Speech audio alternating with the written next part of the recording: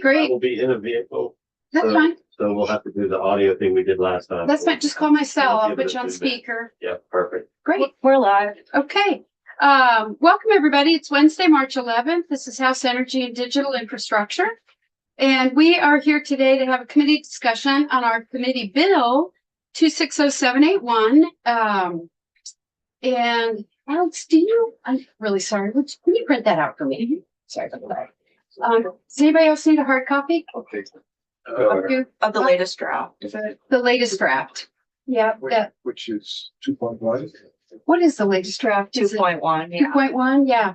I don't need that. Okay. Let's see here. Hang on. Anyway, I'm Representative Kathleen James from Manchester. Scott Campbell from St. Johnsbury. Chris Morrow, Wyndham, Windsor, Bennington. Michael Southworth, Caledonia, too. Christopher Howland, Rowland 4. Graham Butler, Chittenden 13, Burlington. Laura Spilliam, too. Okay, and joining us in the room, Allegantic. Director of Interior Division at Department of Public Service. great. Amber Whitmer, Burlington elected. Super. Okay. So one thing I wanted, just a little technical note for anybody who is watching out in YouTube land. Yesterday we voted on H753 and found out after the fact, so apologies to the universe, that our Zoom was muted. So just to catch folks up, we had a brief discussion about the bill, but not very brief because we'd spent so much time taking testimony. We voted unanimously to recommend the bill. All of the materials in our committee report are posted on our website, and the bill is on the notice calendar today for floor action tomorrow with Rep. Territory as the bill reporter. Okay, so as we head toward crossover, we are here to have a good discussion about 260781. And I think what we should do is, does everybody have or is getting draft 2.1? We're getting that? Yeah, I just looked up the top. It's 2.1, right? Yeah. Okay. So I had a couple of easier things I wanted to talk about, if that's okay with everybody. And then let's back into the question of the Burlington Electric funds, because I think that's going to take a little bit more time. So if that's okay with everybody, I'm going to skip section 1 for now. And by the way, this is the moment for anybody who has problems, questions, concerns, I'm not voting for this, etc., that this is now the time to get that on the table. All right, so section 2 starts on page 3, and it runs all the way through page 11. And that is the section of the bill that includes a number of relatively small changes, revisions to kind of sync up the adoption of regional plans with regional energy plans at the county and town level. And honestly, it's been a while since we've talked about it. I did take copious notes at the time. I don't have any questions, Mark. I took a ton of notes for my own floor reporting purposes, and I don't recall that anybody had any problems with this entire section of the bill. I think everybody's on board. Does the committee have questions, concerns, comments about this bulk of the bill? As I recall, we didn't hear any contradictory testimony. It was all consistent on how this will be helpful. Yeah. Accurate. That match everyone else's memory. Yes. It's mine. And I remember we had a pretty significant, I think a lot of the language, and thank heavens we have them in the room, didn't a lot of the language kind of come from or was suggested by the department? It was. Yeah. And then we heard, and then the land use review board was okay with it. And we heard from a couple of, sorry, it's all coming back to me now. And we heard from some of our regional, from a couple RPCs. Yes. We had written testimony and a long conversation with Franklin. So I'm okay with this entire section of the bill. And once I look back over my notes and stuff, I feel comfortable that I'll be ready to present it on the floor. So is everybody good with that, this part of it? I am. Okay. Yes. All right. And then the last thing I wanted to talk about the telecom bit. Only because I now have come around. I was the one who said, let's leave it in for belts and suspenders, but I've now come around to wondering if we should just take it out. This is the changing the, Which page are you on? sorry, I'm on page 11 now. This is, all this does is change the cadence of the telecom plan. And as a committee, we took testimony on this. We supported it in our budget letter to approves. And this language and this funding change is in the budget. It's not running into any problems or controversy. And I'm wondering whether it's confusing or unnecessary to also have it in this bill. The cleaner you can keep a committee bill, as I have now so abundantly been reminded of, the better. But I don't, it's either way. It's moving in the budget. I don't anticipate a problem with it. But the statutory language change is not in the budget. It is in the budget. The statutory language Mhm. changes as well. It's already in there. That would be done, but It's in there. what if the budget doesn't pass? You went there. Yes, I did. Well, let me put it this way. The budget will pass. I mean, at some point, we're gonna have a state budget. I don't see this getting stripped out. I mean, Al, are you concerned this is gonna get stripped out of the budget? It's proposed from the administration. Yeah, No, I'm not. okay. I'm also just thinking that when you bring a Christmas tree to the floor and just, I can feel you to my right, you know. I said nothing back there. But you're In here. Yeah, you're emanating. You're emanating. It's just more. These are three completely different sections of statutes, and if we don't need this, if everybody's comfortable taking it out, I don't feel like we're undermining. I think this is going to happen. If it's redundant, then it's not necessary to be in there. It's Yeah. less for me. You guys okay with I it? agree. Especially if the department's not concerned that this is going to get lost in the shuffle. The language is in section E of the budget. I saw it. It's exactly this. And it's riding along with the fact that the budget cut's already been made. Okay. All right. So we're going to strike that. I'll let, this is Maria's bill. Maria now. This, is. Yeah. I think Someone. this is a combo bill.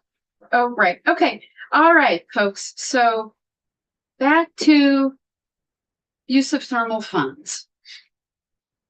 So this is the Burlington Electric section.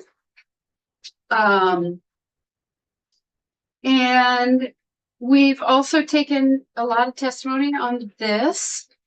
And I'm sorry that I didn't review all the testimony. I should have, and I will. But it's also good just to see what everybody else remembers. So 2.1. Sure, okay. Yeah, 2.1. So The one thing, sorry. Go ahead. I'm not. Go. You know, I like someone with a clear memory of what Burlington Electric said about the current percent of those funds. Because Rep. Southworth had suggested that they'd go up to 75, and I think Burlington Electric said actually 60 will be moving it up from where we are now. They did. I And- printed out my note. They're in the room also. Oh, that's Yeah. right. Burlington I was Electric gonna is a- say, like, Thank you. we didn't schedule formal testimony, but I would love to get BED. Are you willing to just join us and give us a refresher? I will try. Okay, that's what you get for Showing Showing up. up. showing up. So, and I do want to pay. I want to get back to my notes here. So,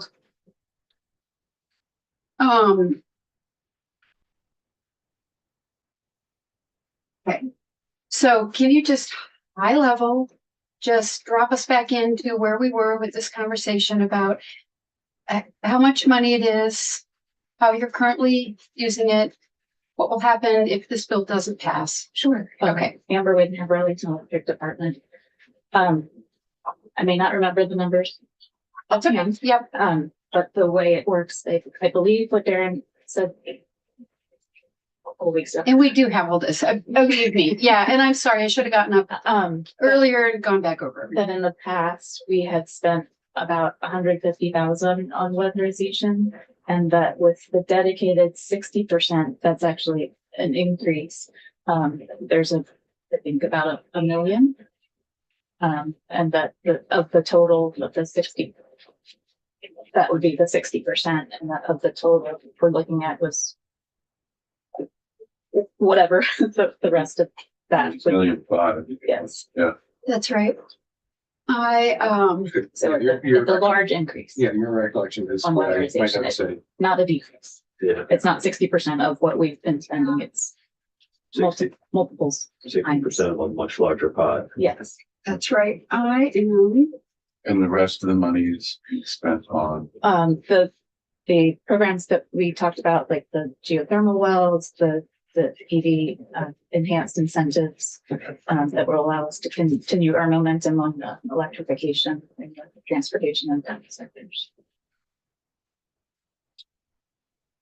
Yeah, that sounds great. And how much, I know that there was monies that you didn't expend that was just sitting. Do you know approximately how much is in there that was unable to be spent? I would Was have not to, spent. I'm sorry. Not I in the don't know that ballpark. Okay. And I found my notes. What's the date that we talked about that? February 27th. February 27th. Thank you.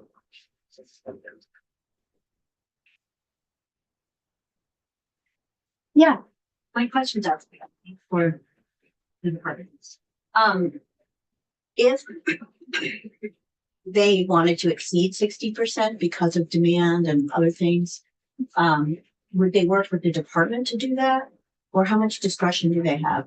Because this says at least 60%. That's a good question. They have the ultimate discretion to spend money however they spend it. Okay. And as structured, I think there is a discussion with the department, but we're keeping funds currently, but it's pretty much entirely up to be how those are spent.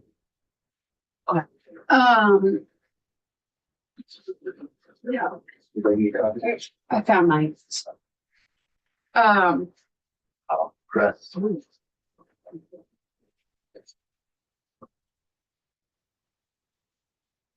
So I'm gonna go, I've got my notes here finally, and I took a lot of them. So I'm gonna hit some highlights. You guys tell me what I'm missing here. So, these are my notes on the 75-60 conversation. Weatherization is the foundation of efficiency. We all agree. This is a $1.7 million pot of money for the 2027 to 2029 DPR. Does that stand for demand? DRP, demand, okay, I got that backwards. So there's a $1.7 million pot of money that they have to spend over 3 years for this period. And that plan does have to be approved. Correct. Right, so it's not entirely up to their discretion. That DRP plan has to be approved. It's not like they're off in the universe, That's doing right. whatever they want to. Yeah. Okay. So I just wanted to make sure I understood that. So they have a 3-year plan with $1.7 million in their DRP that undergoes review and is approved by the department. Of that 1.7 million, $1 million they are proposing to spend on weatherization. And of that 1 million, 60%, so 600,000 will go to qualified low-income customers for things like wiring, electrical panels, and pre-weatherization. They're trying to find work that doesn't conflict with what Vermont Gas is doing. Right now, we only have 150K dedicated to weatherization. So this is a tough but fair increase. In the negotiations with the department, they kind of landed on 60%. So that is a big increase from the 150 to the 600K that we are at. That's a 7-fold increase, dramatic in the percentage of weatherization work that we were doing, but we're committed to doing it and we're okay with it. We are well served by VGS. We don't want to duplicate what they are doing. We are helping a select percentage of people who need additional remediation. We're doing things like asbestos so that VGS can come in later. I've got more notes for those highlights. Rep. Kleppner? So 600,000 over 3 years. 200,000 a year. I assume. And that's just the low income portion. I believe the pot. The It's total 1 pot, million. 60% Yeah. is one. The full box. And the 150,000 is an annual number, right? Or is that total for the 3-year period? I believe we were comparing the apple to the apple. So I believe that was over 3 years. We Okay, would have so- been able to spend on weatherization with a Got it. limited Got it. number of customers. I do remember Darren saying multiple times, this is, a dramatic increase. And I've written down, Well, and the reasons that they're at an increase is because they weren't allowed to spend money on regulated fuels, on houses with regulated fuels before. That this opens up for Yeah. a universe of buildings that can participate in, right? So we talk about that a little bit more. So previously, under the previous pilot, so previously under the 3-year pilot, they were not allowed to spend money on houses served by regulated fuels right, equals VT gas. Right. Equals their whole territory, right? 95%. Essentially 97, 97. Yeah. That's great. Okay. And so, Just to clarify, that's under the rules of the thermal efficiency program. The sort of bigger umbrella, yeah.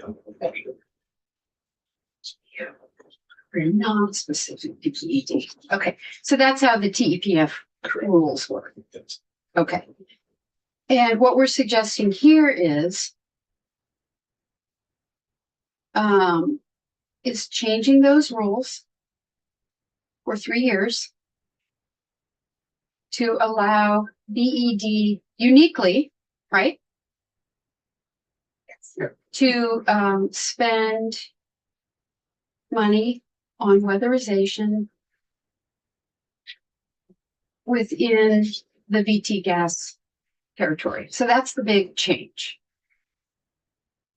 Right? Am I misunderstanding? Like that's the big switch. That was already present in the previous pilot with EMA, but Oh, okay. that is the key difference between the TEPF program and what EMA's. Yeah. Okay, so I see, sorry. Yep, okay, got it. Still retain that prohibition against services and regulated fuel buildings. That was different about this. That was what EMA was set up to do, was to overcome that barrier within the TEPF structure. Got it. So they were able, it wasn't Just in the previous pilot period, they were able to, yes. and still they only spent $150,000 on weatherization. Oh. Okay. So that's a view on that it missed. Is that correct?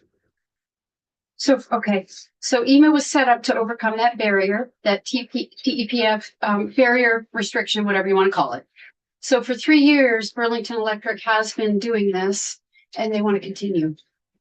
Correct. And the previous pilot wasn't just to remove the barrier for serving Yeah, Vermont Gas. It was to allow spending those dollars as well on electric sector, on electrification measures.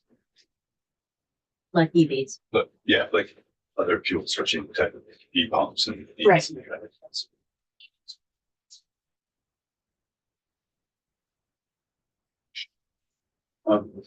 Say, I'm sorry, just say again, okay, just say again real quick what EMA allowed to happen that was not happening before. And was it everybody or was it just? It's just. No, it wasn't just BED, it was. Everybody, well, Yeah. this EVT is Not not the chance. Okay, BED and EBT, right.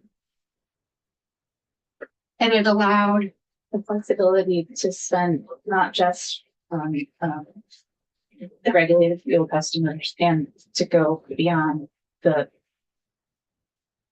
spend money on enhancing electrification measures. okay, so enhancing electrification measures more broadly, i.e. EVs, Yes. and also to spend money on thermal efficiency, period, or in the BT gas territory. Sorry, it's ringing off my ringer. The ability to spend TEPF dollars on regulated fuels. So that really mostly affected BED. Given the overlap. I.e. to work in BT. It's there is overlap with EVT cost, non-BED. But that just is a territory thing. The main thing was you can spend this money on regulated fuels. Yes, that's Okay. correct.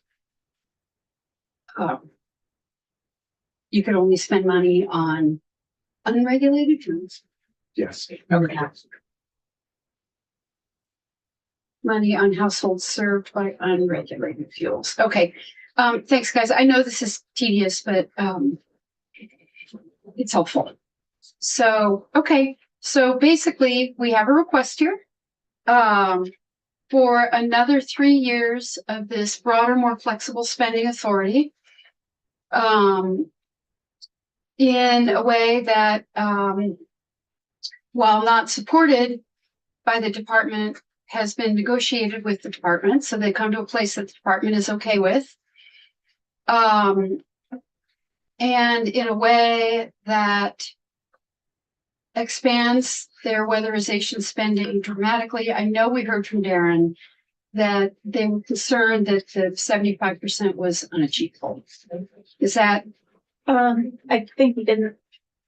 I think the way he said it was it would cut into the programs that we are prioritizing continuing, including multifamily, EV charging, the geothermal test wells, and a number of other programs.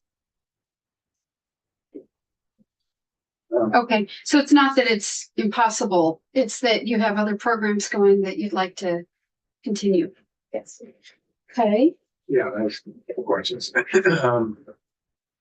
So one is, I'm looking at page 2 of the bill where starting on line 11, section B, where it says that at least 60% of the funds for this program would be spent on weatherization.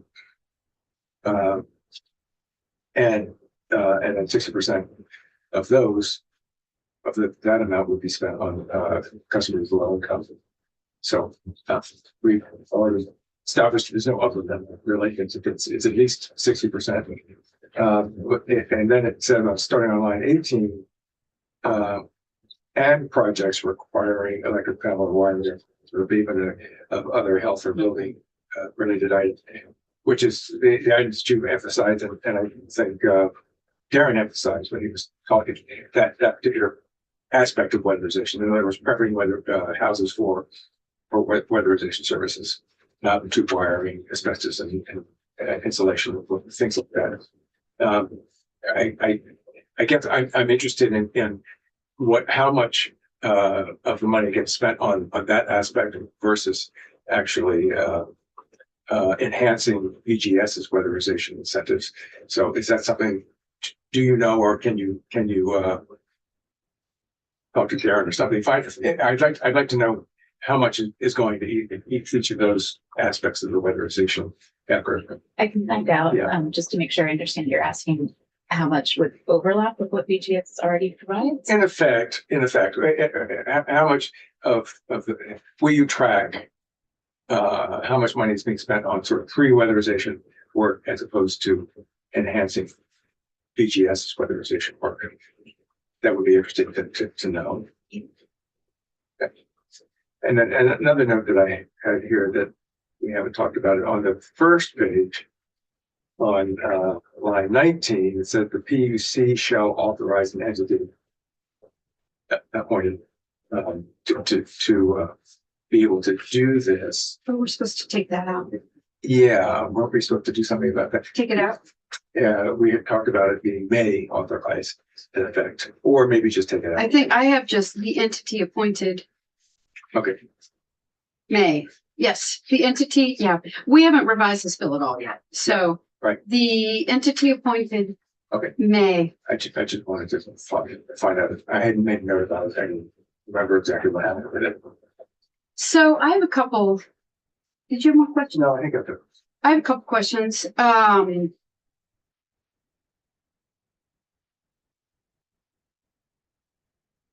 So shall budget.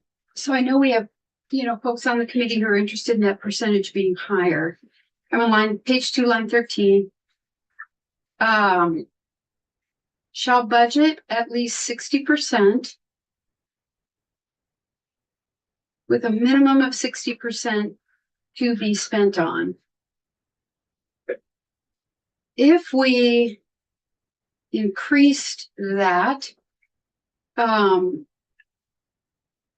in order to get unanimous committee support, and in my mind, honestly, that's the only reason to do it. It's a reason to do it. So if it's not going to change anybody's mind, then I don't want to push BED into work that it doesn't support, right? I mean, BED is the one doing the work and telling us how they're going to do the work. And I'm a little bit reluctant to sit here and take a little bit of testimony and, tell them that we think they should achieve unachievable goals. I'm concerned about that. But what happens if you try to budget more and you can't? Does that mean you can't spend the money? I think, well, whatever we propose has to be reviewed and approved through the DRB process.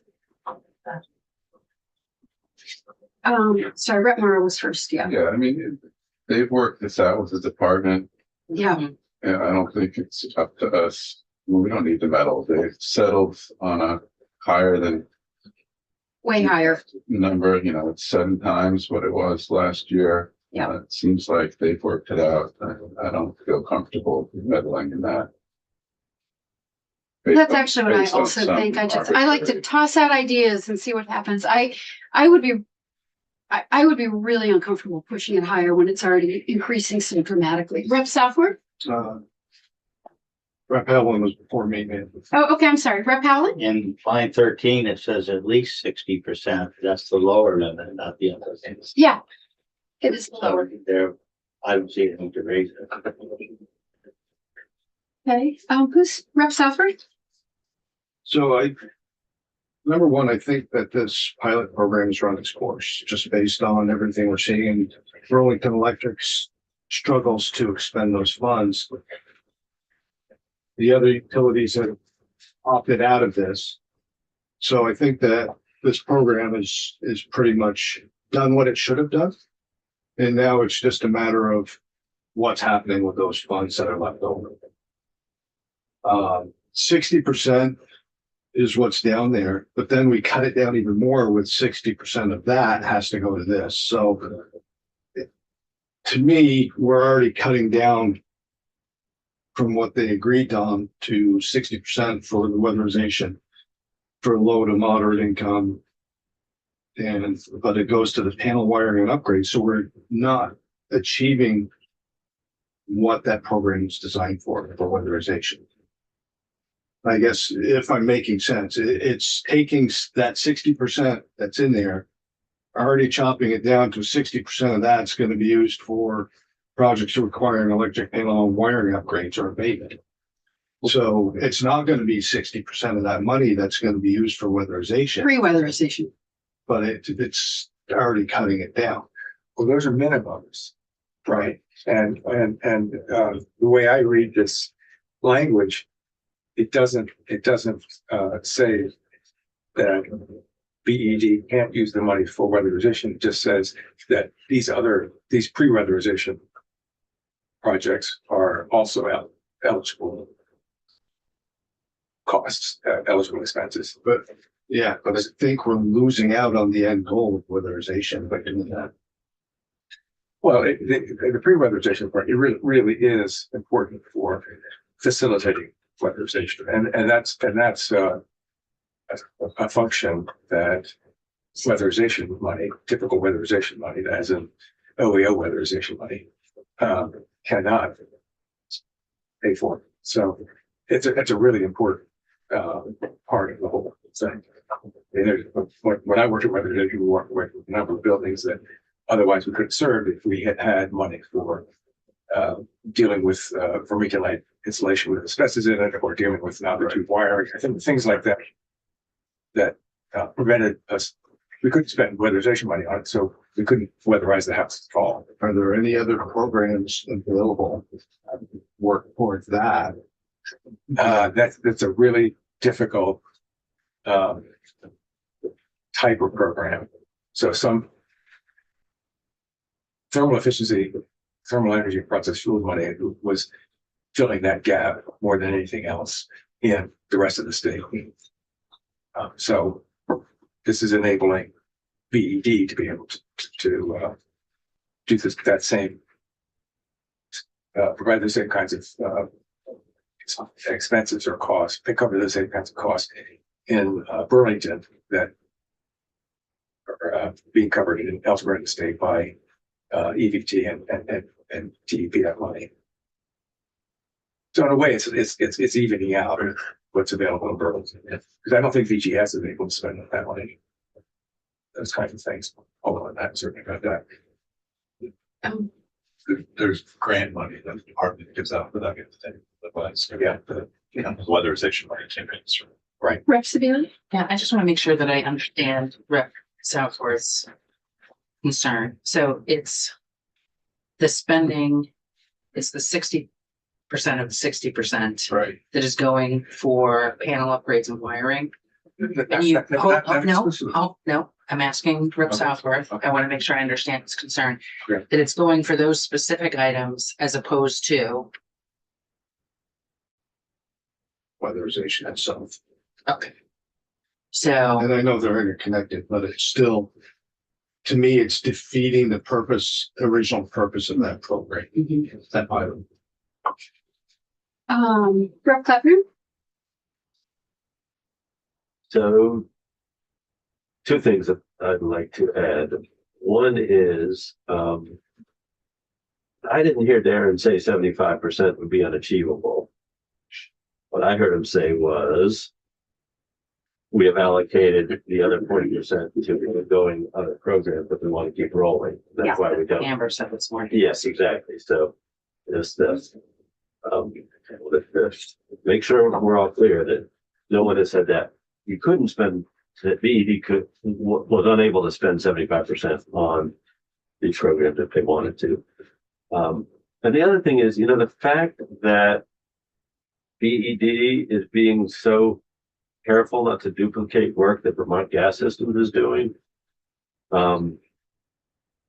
gives me a meaningful level of confidence that they are communicating. And to the extent that it's a divide and conquer on weatherization, the BED does the pre-weatherization and then Vermont Gas follows in and does weatherization. I think you're getting houses weatherized that you couldn't have done otherwise. So it feels to me like it's all moving houses down the path towards weatherization, even if it's BED doing part of it and Vermont Gas doing the final part.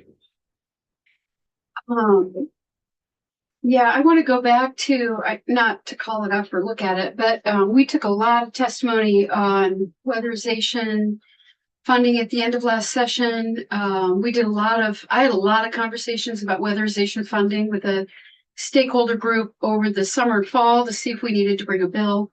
And then we had all the weatherization folks in the first week of the session to talk about weatherization funding and whether there was going to be a cliff and when that cliff would come and what the current money can be used for and can't be used for. And interestingly, I came away with sort of almost the opposite reaction as Rep. Southworth, which is feeling like the pre-weatherization funding was limited. They needed about $1.5 million, I remember, statewide. I feel like to keep trying to do the pre-weatherization work that they're currently doing. I remember folks being very concerned that money not run out or go away because it's hitting the neediest, often the neediest and most leaky houses that they simply cannot be weatherized because they're not ready, because they need vermiculite remediate. They have health and safety concerns that prevent weatherization work from moving forward or make it a waste of money. If you have asbestos, if you have vermiculite, if you need an electrical panel grade, so mold, yeah. And we had a lot of testimony on that from Will, I remember, and maybe I'll go back and look at our Will Everly, but maybe I'll go look at that. But I remember feeling like the pre-weatherization money gets overlooked and is super, super important. So I see these stats and have kind of an opposite reaction of, wow, it's great that they're targeting a minimum of 60% to low and moderate income folks. We're requiring that a big chunk of that money hit the Vermonters who need it the most, and also saying that has to include the pre-weatherization work that these folks don't often have the capacity to do. So I was having an opposite reaction to that. Like, okay, this is good. I think Rep. Campbell's hand went up a microsecond before mine. Okay. Even if it did, he won his age category.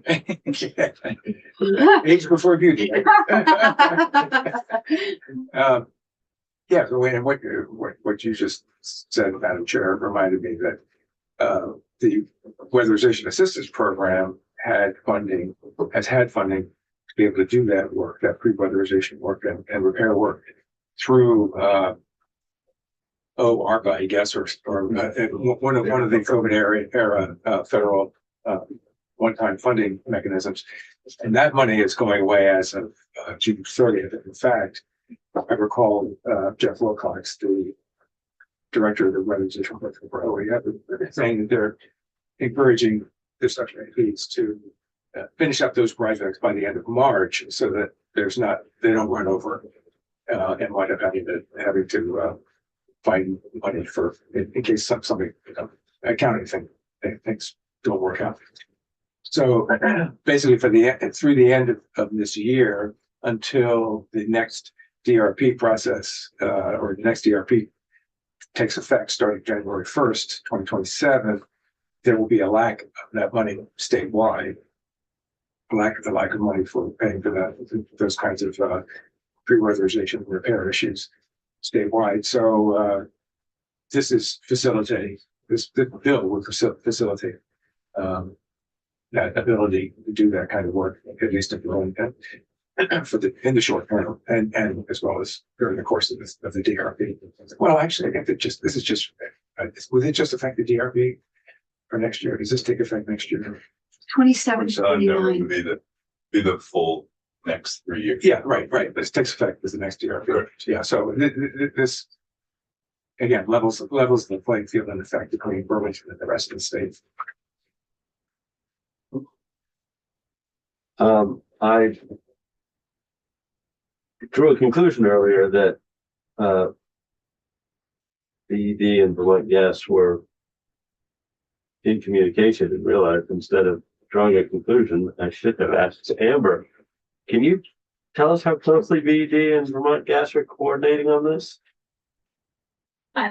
I can't specifically point to conversations that we've had, but I know that they're a very trusted partner that we work closely with on a routine basis.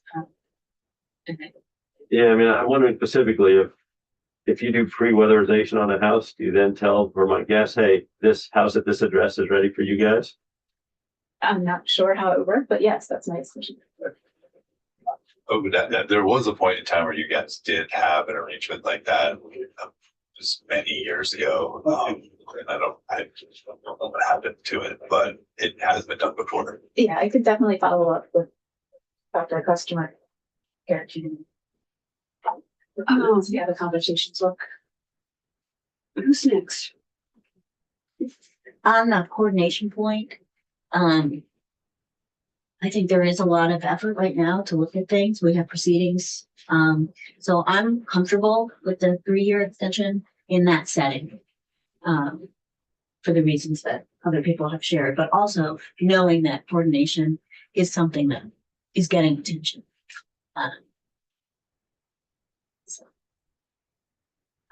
Rep Howland and then Suffer. Scott, you said this puts, Burlington on level playing field with the rest of the state. Where does pre-weatherization money come from For the rest of the state, for the rest of the state?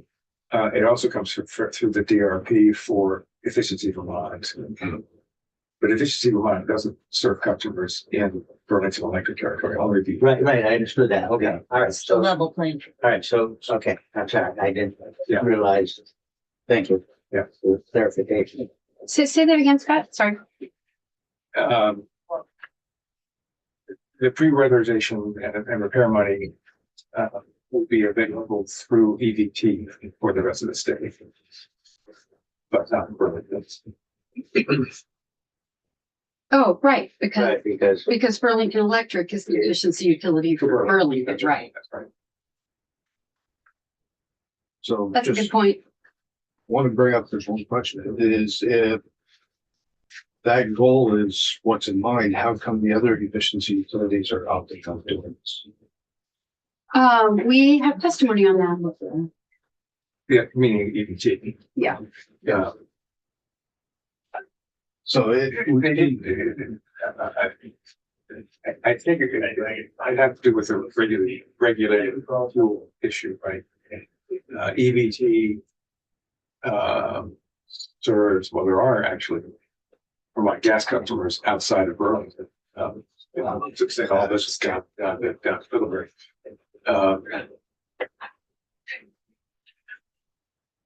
So actually that is a question that I don't know the answer to. Why doesn't CBT want to be able to do that for those customers as well? Is there other funding available for those customers? VGS does a pretty good job of serving those customers.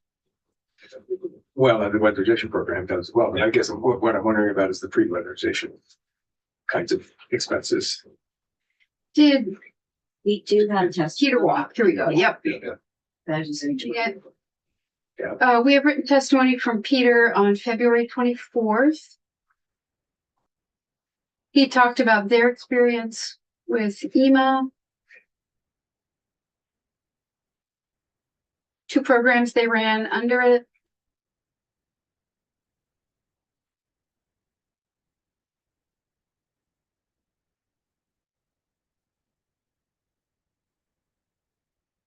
Efficiency Vermont believes that nearly 5 years of, and obviously they're speaking for themselves, not for Burlington Electric. So, Efficiency Vermont does not seek to extend the reauthorization. Nearly 5 years of implementing EMA has largely addressed the original needs of the legislation or demonstrated how certain aspects can be continued through more traditionally regulated efficiency programs.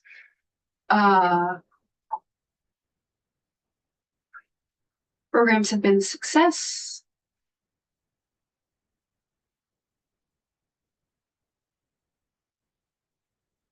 Results achieved. I mean, you guys can read Peter's testimony. But yeah, So Efficiency Vermont doesn't want or need to continue it. Burlington Electric does. I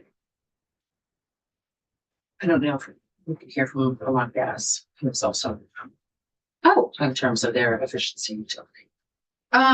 we have written testimony from them. Do you have something to add, Dylan? For the record, Dylan Zwicky with Lee and I from BGS. No, mostly I was just in direct committee to the written testimony. BGS's efficiency teams work very closely with efficiency teams at BET and feel pretty comfortable in our communication structure to coordinate those services. Great.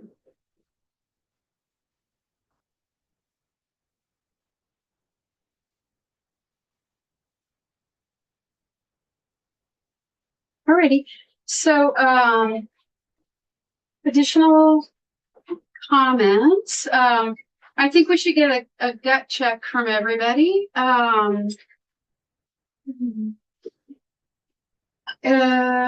Let's see, should I go first or last? I'm comfortable with the bill as written. And also, Okay, that's me.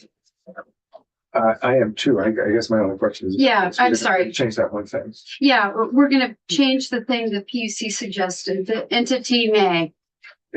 I would just add, I do appreciate the conversation. I do too. I think it's important.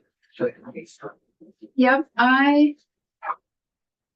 we really needed to talk this one through, so I agree, it's an important conversation.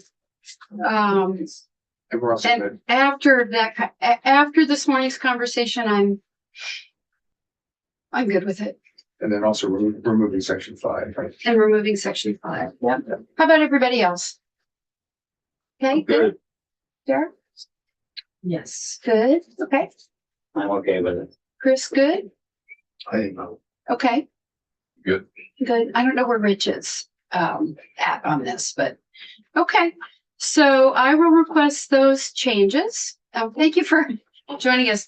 I'll request those changes. We'll have another draft. And yeah, I really appreciate your reservations, Rep. Southworth. yeah, I mean, I'm gonna go back to the 75% because I think that brings it closer to the original intent of the program. Okay, And I think that would serve the people in Burlington as well. okay. So I'm going to request those two small changes, the entity may, we're gonna drop the telecom plan. And we have this scheduled for a vote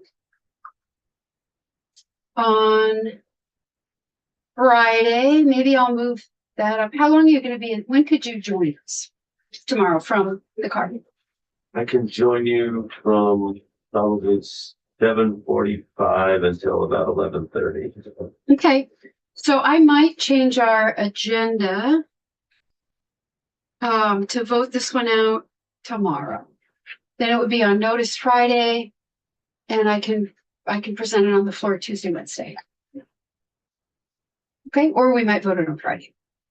Okay, and this doesn't have to go anywhere else, go straight to the floor. Okay, all right. Thank you for being here. Thank you for being here. Thank you for being here.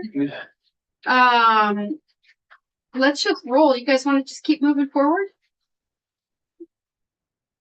Great. Okay. So let me just make us, thank you so much. Let me just make a sticky note. So you can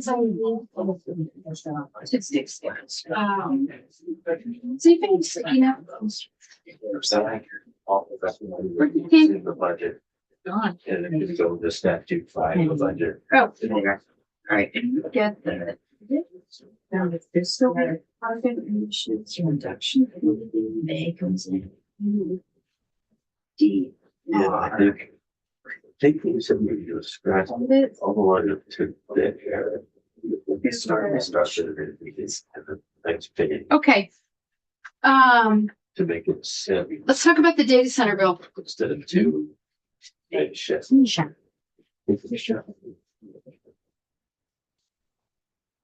Okay. It may be,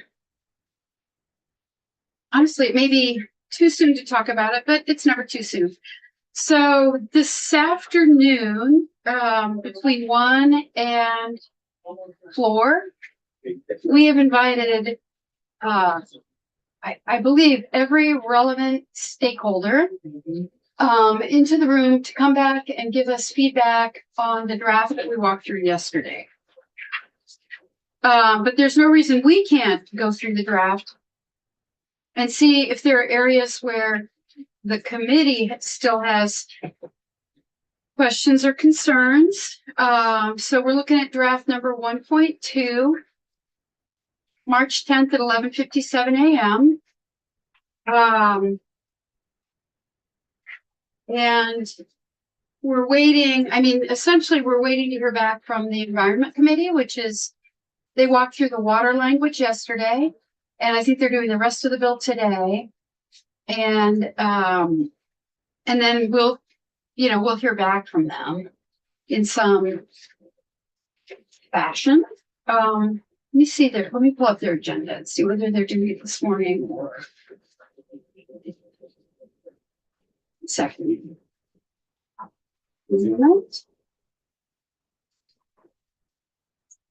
Okay.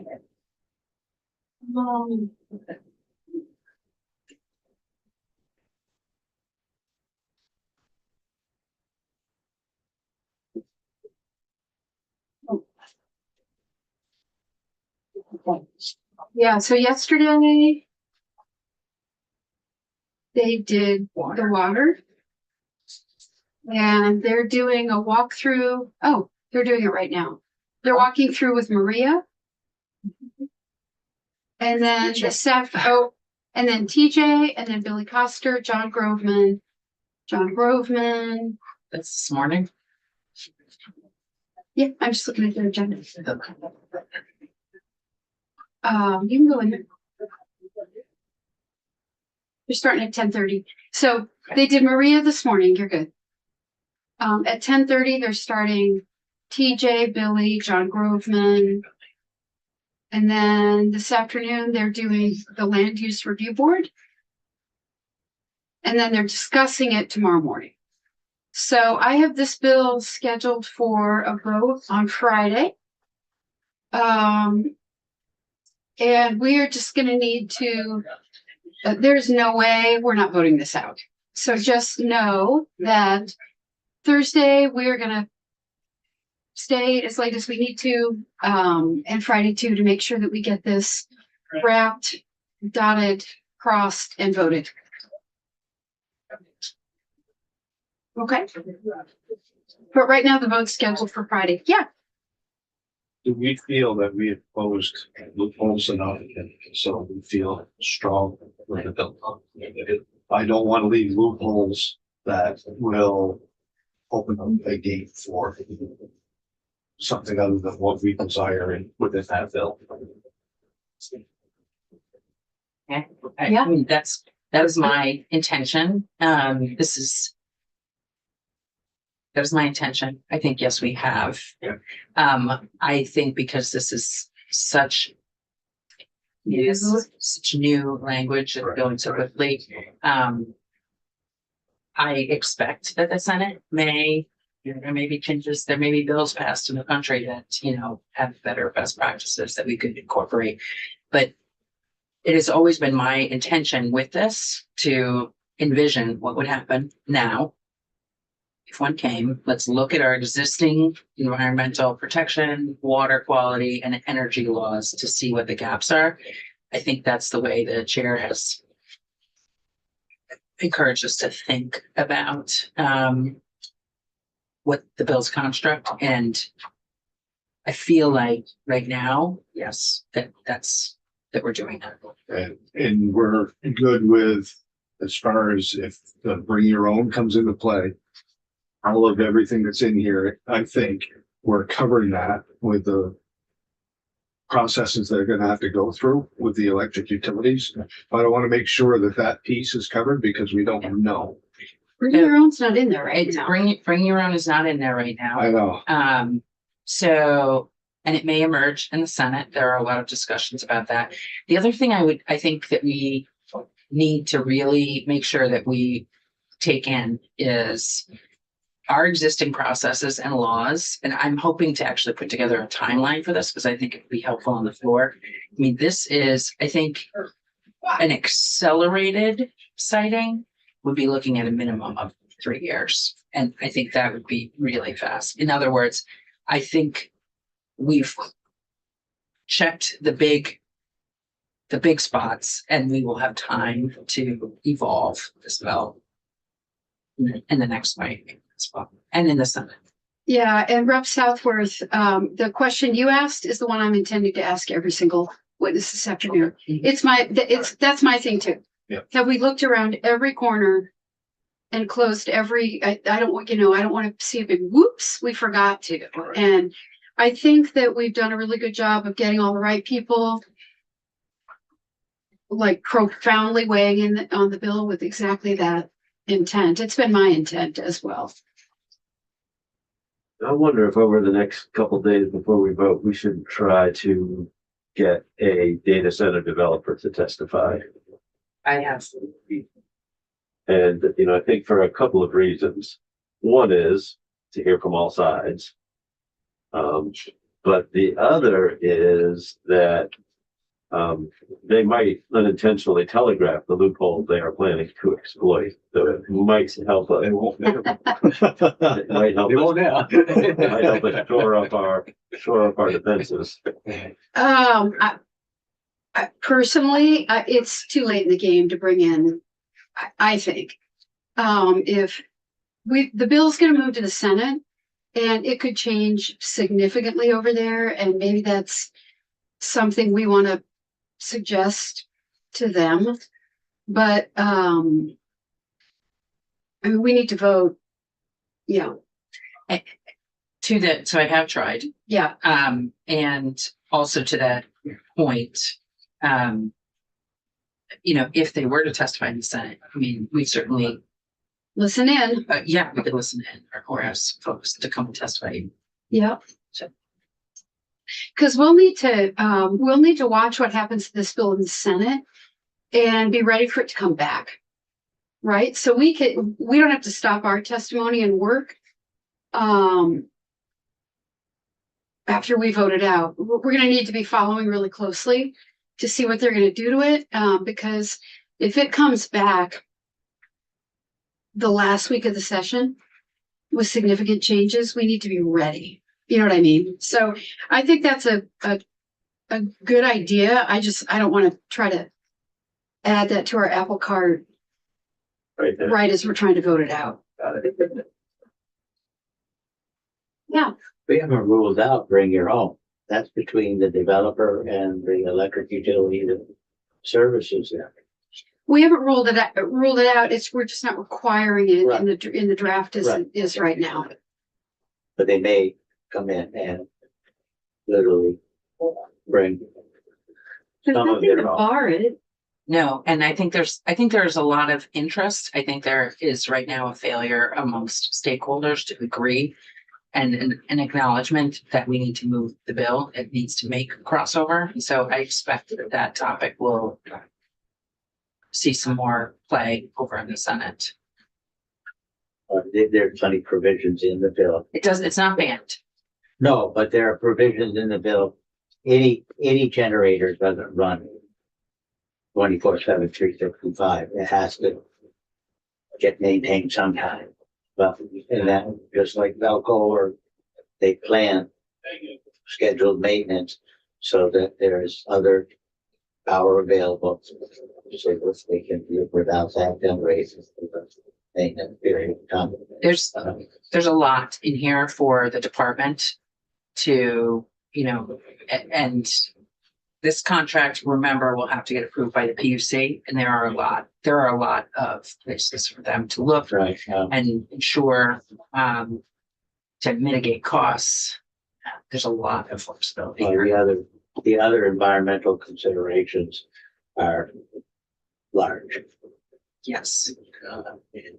As I said, everything from air to 3 types of water, 4 types of discharges. Yeah, and I'll just preview that. I think we're going to hear back from the environmental committee, or the environment committee on the PFAS that maybe we won't, but the preference is to go for all as opposed to.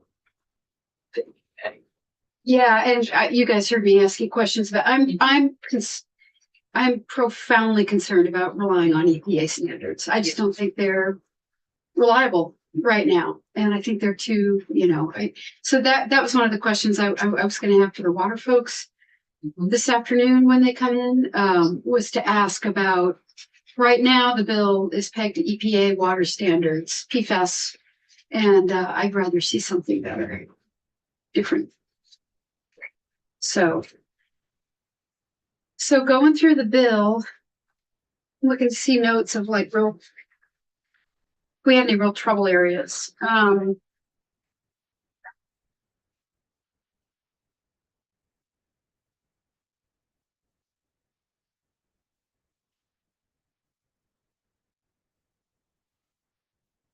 On page 4, line 15, 16, down around there, I think we had added or suggested to Maria that we might add such as requiring storage, curtailment, on-site generation, etc.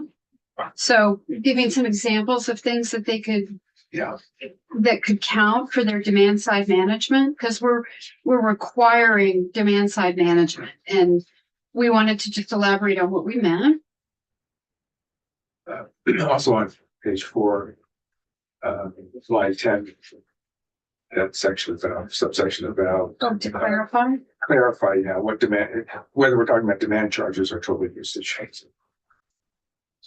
And I think Maria made notes on that, Yes, right? Yes, I think so. Page 7. Okay, page. And I have a bunch of notes at the bottom of page 6, but I think it's just, it's just me talking, understanding it. Okay, pick a date. Yeah. Right, page 7. Maria was gonna pick a date. Yes. Okay. Right, in case the Clean Air Act gets rolled back or repealed or whatever. Right. Okay, I did not. All right. Maybe other folks remember this better. I wasn't 100% following the discussion about there's some kind of an emergency rulemaking bridge capability that's moving along in H632. Yeah. And everybody seemed fairly confident that was going to pass. So if there are federal laws that a lot of things are into, like like this. Clean Air Act, A&R, there's language moving that will give A&R emergency rulemaking authority for, I think it was 180 days. Yeah. 180 days. Yeah. For like a provisional. Yes, and then to go to 5 year. That would cover all statutes, Yes. take to federal statute.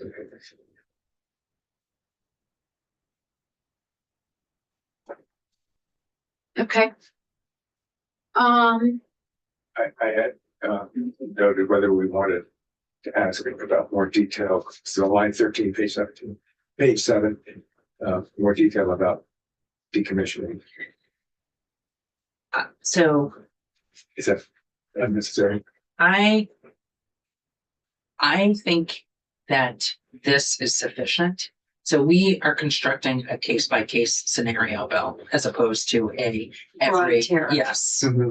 So, and that would include the decommissioning. So if we're trying to, that'll be a public process. Mhm. Right, all of this. So I think this is sufficient. Okay. I don't know. I know this was important for himself also. Yeah.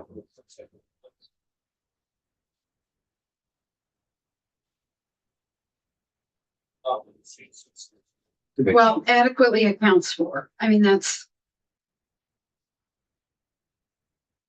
pretty clear. And this is facility in particular. Right. Yeah. Right. Yeah. Page 9, subsection 285, energy efficiency design. Page 9, yes. Is that wording comprehensive enough? So that wording is not the wording that EVT sent to us.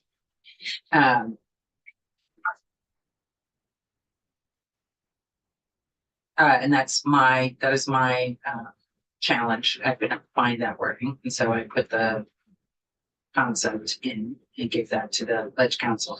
I will tell you that there is dispute around this language, and so I think that this is an issue that will get taken up in the Senate.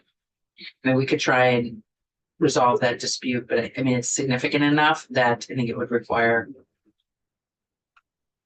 fair amount of testimony to sort through. And so my recommendation would be to Plant the flag. leave that. Well, I think the folks that are concerned, I think Efficiency Vermont certainly bring this forward. I think there are other stakeholders who have other concerns about it. So Yeah, I find it very not comprehensive. it's me. That Okay. is me, Okay. not being able to find the language and giving poor direction to the drafter. Sorry. No, I just wanted to flag that. Yes. That's all. All right, and then we have our closed loop, which I love. All right, so I've already raised my red flag about it's on page 10. It's the definitions here. The way this is defined in lines 3 through 11, that's the bit That's that EPA. links to the EPA. Yeah. Yeah. So that's what I want to talk about this afternoon with our expert water people.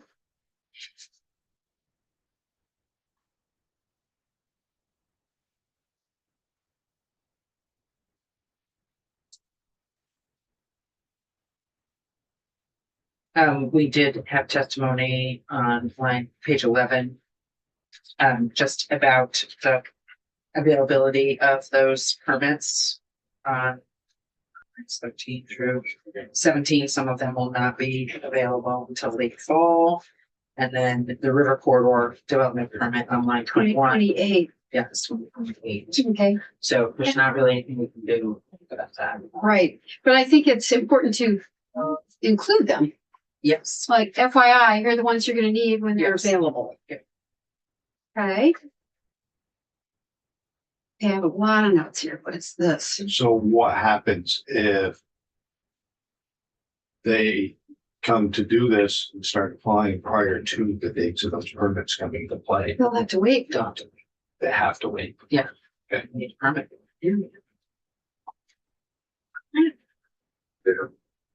Question about section 4, this renewable energy market. Page, Page- Oh, the report. 15, page 15. Oh, wait, I'm not there yet. I'm not there yet. I have 80 million notes on page 12. I think that's my concern about EPA and PFAS. So, sorry. Yes, it is. Okay. Okay, so I can jump to page 15 now. Do folks have questions before that?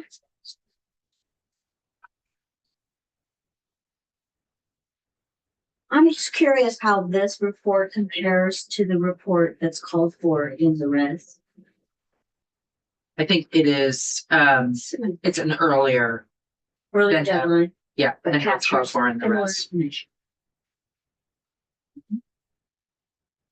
But it's session law, Right. so it doesn't specifically. Yeah, I think it's important in terms of understanding what's happening in the market. Okay. Okay. So, so we're waiting to hear back from environment. You're gonna go Yeah. listen to their testimony. Yes. Great. Sure loved it.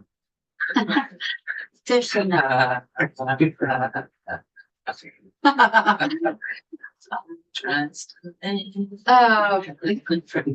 All right, so next steps are, Marie was already working on some things. We've got testimony all afternoon. We're gonna hear back from environment. And we're gonna vote this out realistically, probably Friday. But by probably, all I meant was not Thursday. I didn't mean. Yeah.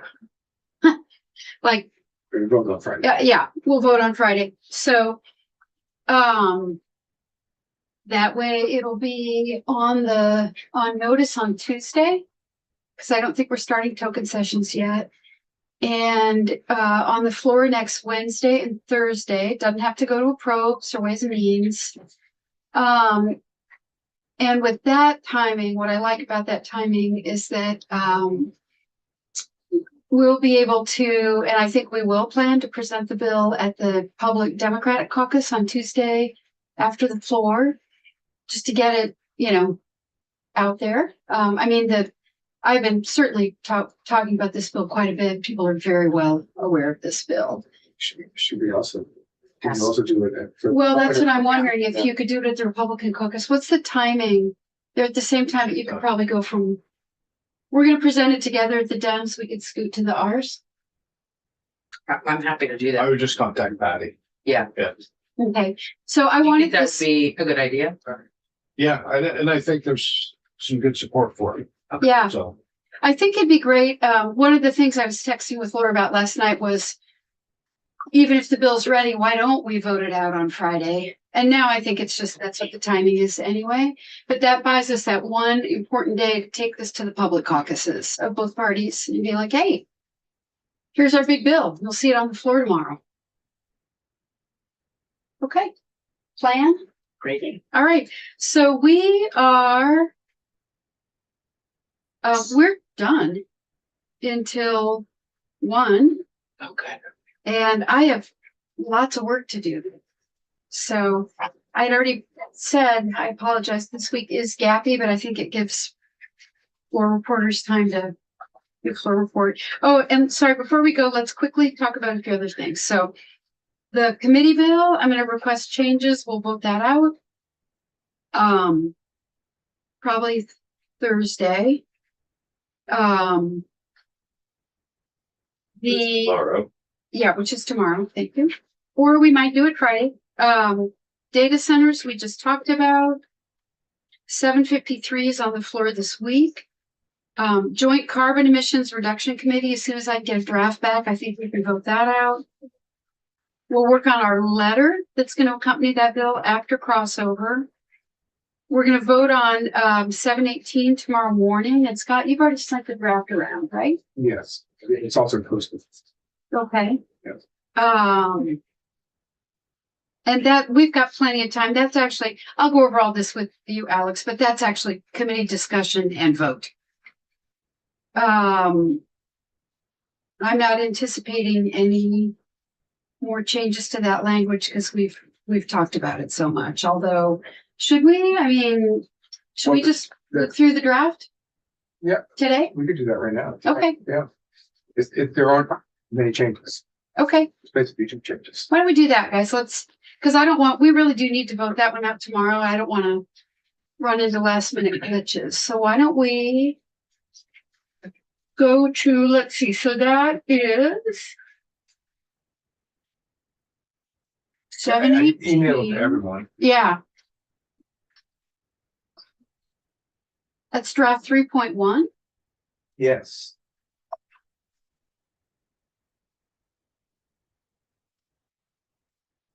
Right now.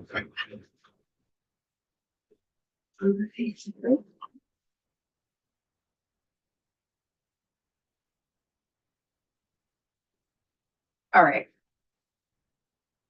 718 draft 3.1. Do people need hard copies? I can send some to 30s. Yeah, How many hard copies? me. 1, 2. I have one, but I can't find it. I'm gonna make 3. 4. 4. All right, I'm sending that to 30s right now. So, all right, well, Scott's, are you looking for your copy? Scott? Yeah. Okay, But- so while Scott does that, let me just go back through. I just want to make sure that we're doing everything. So 753, we voted out. Joint Carbon Emissions Reduction Committee and Energy Oversight Committee. I think we've talked through that really thoroughly, and I know what drafting request I'm going to send to Ellen. And so I would anticipate when we see that draft, we can just vote on it. The committee bill, we have some final changes to make, and then we're going to vote on that. Data centers, we just talked about. So it's really Scott's bill 718 that we're going to talk about now and vote on. Yeah. Okay. Make sure nothing's falling through the cracks. So we're waiting for hard copies because I did find them.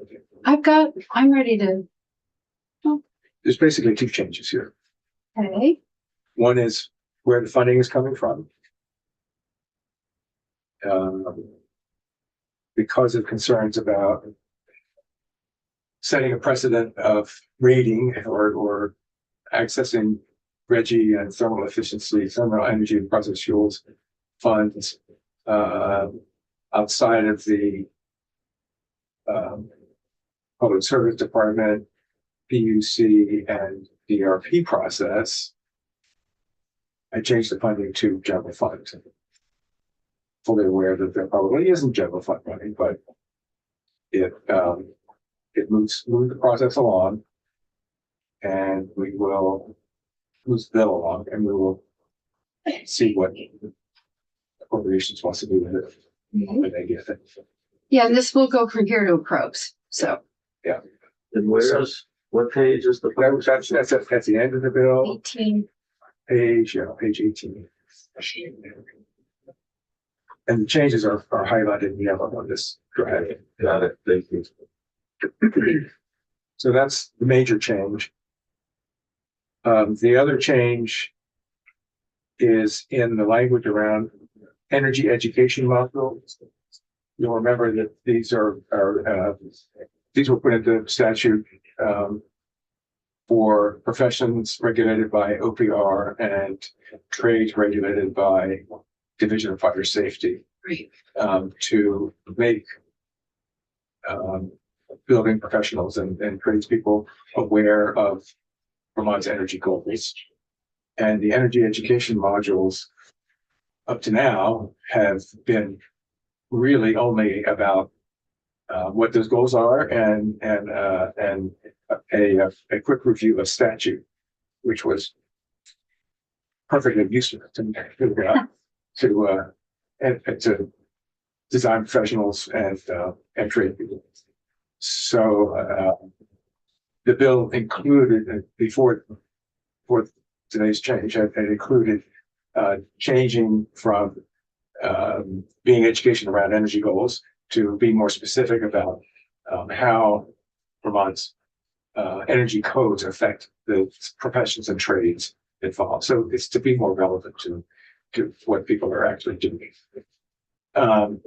In the course of discussion during the last review that we did of this, somebody pointed out that there's no timeline in the bill for when those energy education modules need to be implemented or updated.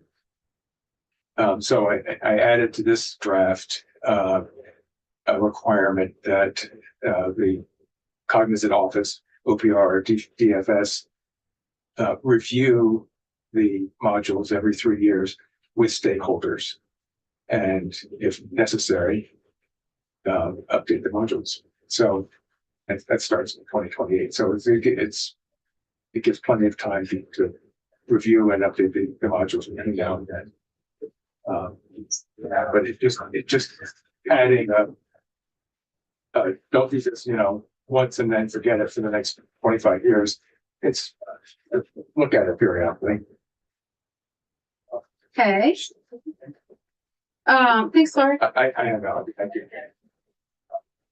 So Okay. that's on the first instance of that is on page 8, the bottom of the page, and that language is replicated on page 10, page 12, and page 14.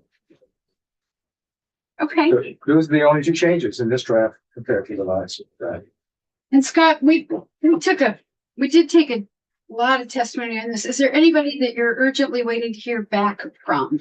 Oh, no, I did hear back.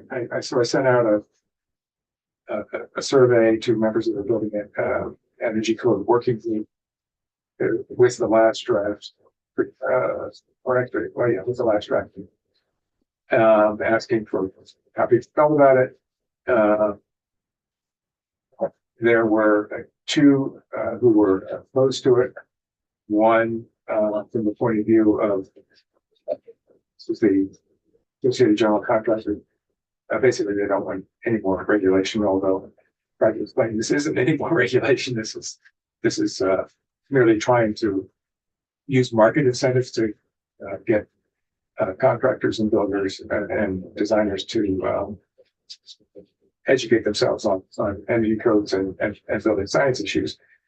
Anyway, despite that, they were opposed. The other opposition was from a member of the Vermont Builders and Remodelers Association, who is just in favor of all of this division of fire safety, adopting a building construction code, residential building construction code, basically doing everything that in their view needs to be done to regulate buildings. So what they were advocating for is what is not politically possible. And even though I may agree with that as an ultimate goal, it's just not what's possible in the current context. So those are the two people who are opposed.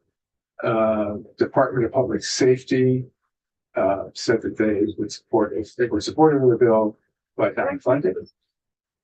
Division of Fire Safety said they support it. They neither support nor oppose, even though I tried to be very sort of bend over backwards to compromise with their concerns. And I think there were 7 responses altogether. The other, whatever that means, were supported in one to some degree or another.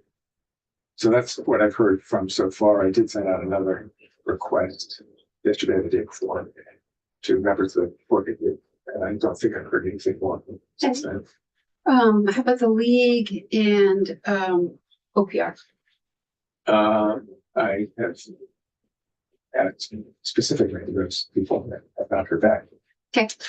So I talked to Samantha Sheehan about this last week. I also talked to Brian Mills, who is the person at Secretary of State's office. He's sort of the public liaison person. And so far, no response from Jennifer Collin or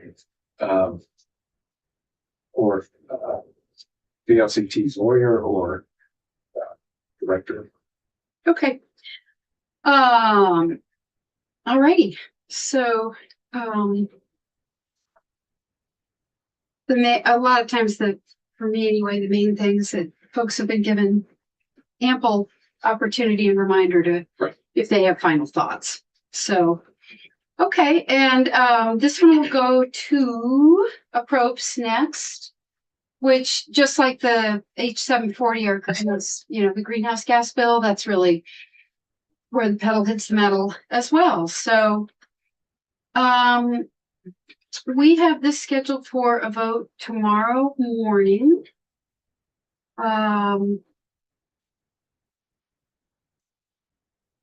And maybe so that'll be a call in for you, Bram. So, all right. So how are folks feeling about this one? I think I'm supportive. I'm supportive with the change in appropriation. Yep. Bram? I'm supportive. There's a yes. Okay. No. It's going to increase costs on building, which is counterintuitive to what we need to happen in the state at this point. I'm absolutely not. And I don't know where Rich is, but I think he had indicated. Chris, did you? We got a thumbs up. Okay. Yep. Okay, so I'm actually gonna text Rich, let him know, what we talked about today.